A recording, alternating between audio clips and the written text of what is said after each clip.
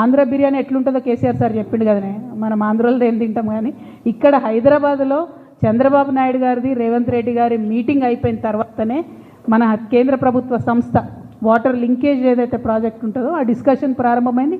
అది ఆధారాలతో సహా ఉన్నది. జూలై 15న వాళ్ళు మీటింగ్ పెట్టుకున్నారు. సో ఇందులో కొత్తదనం ఏం లేదు.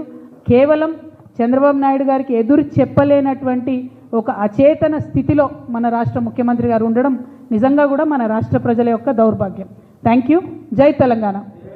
ఆంధ్ర బిర్యానీ ఎట్లుంటుందో కేసీఆర్ సార్ చెప్పిండు కదనే, మనం ఆంధ్రలో ఏం తింటాం. కానీ ఇక్కడ హైదరాబాద్లో చంద్రబాబు నాయుడు గారిది రేవంత్ రెడ్డి గారి మీటింగ్ అయిపోయిన తర్వాతనే మన కేంద్ర ప్రభుత్వ సంస్థ వాటర్ లింకేజ్ ఏదైతే ప్రాజెక్ట్ ఉంటుందో ఆ డిస్కషన్ ప్రారంభమైంది.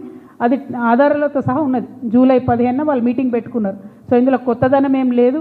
కేవలం చంద్రబాబు నాయుడు గారికి ఎదురు చెప్పలేనటువంటి ఒక అచేతన స్థితిలో మన రాష్ట్ర ముఖ్యమంత్రి గారు ఉండడం నిజంగా కూడా మన రాష్ట్ర ప్రజల యొక్క దౌర్భాగ్యం. Thank you. జై తెలంగాణ.